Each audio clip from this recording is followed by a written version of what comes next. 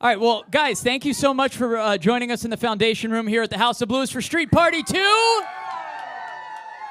I'm Kevin Kennedy, afternoons on Country 102.5, here with none other than Mr. David Nail. Give it up for Mr. David Nail, everybody.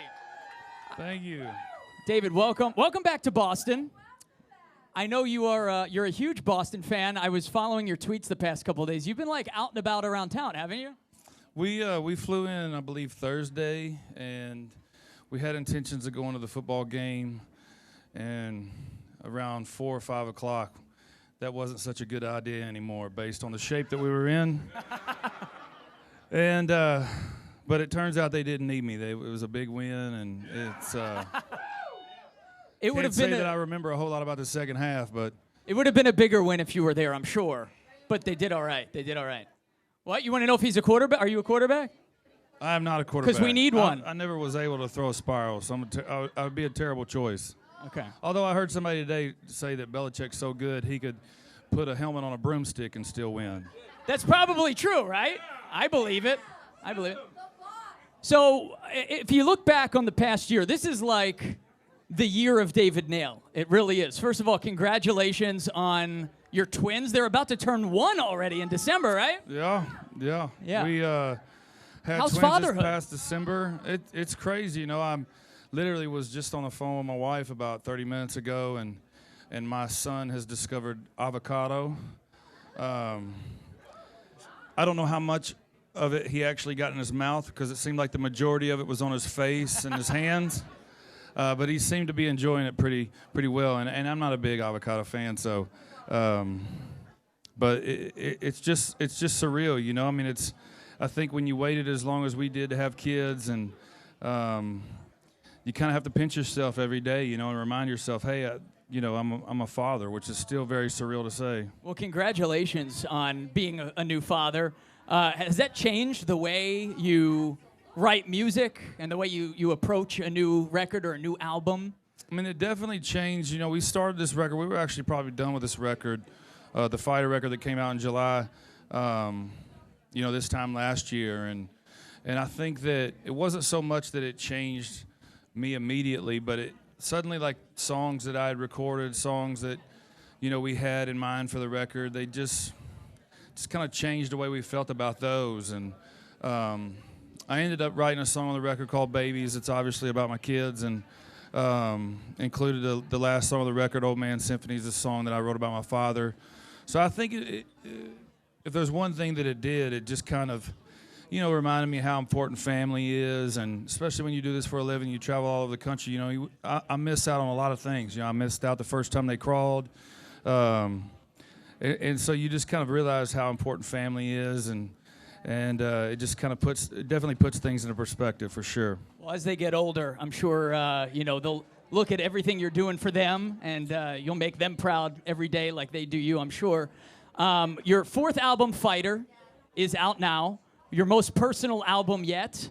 That would probably be a correct assessment. Yeah, and you had a Fighter web series that went along with it leading up to the album release, sharing some of the stories with your wife and leading up to having your kids.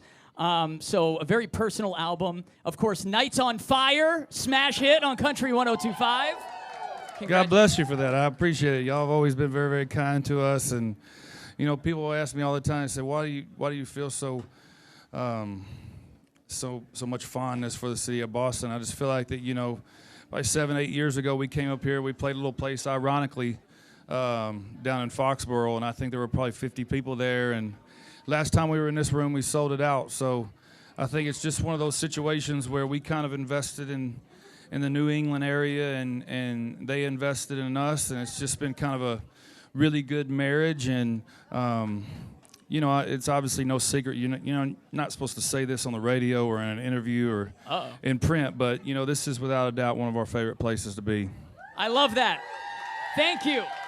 I know you got to get ready to go on stage, but I want to ask you real quick. The collaboration with Brothers Osborne the song, they co-wrote it, but you said, I'm not going to record it unless you're on it with me, right? Is that a true story? Yeah, we'd actually agreed to, the label actually found out I'd written the song Fighter and a song Home that are both on the new record, and the label kind of challenged me to go in and make an album. I really wanted to just go in and record those 2 songs, and so I immediately started getting songs from, every direction imaginable, and I got an email, and they sang on the demo, and I immediately, they'd been on the road with us a couple of years ago, and so I know those guys really well, and I texted them both. I said, hey, man, I just want to make sure that there's not some miscommunication here with this song, and they were like, hey, man, if you love it, record it. And I said, well, I appreciate that, but I would really appreciate it if you'd sing on it. So those guys, they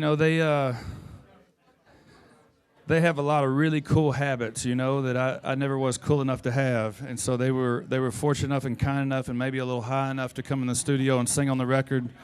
And it was just such a no-brainer for the second single.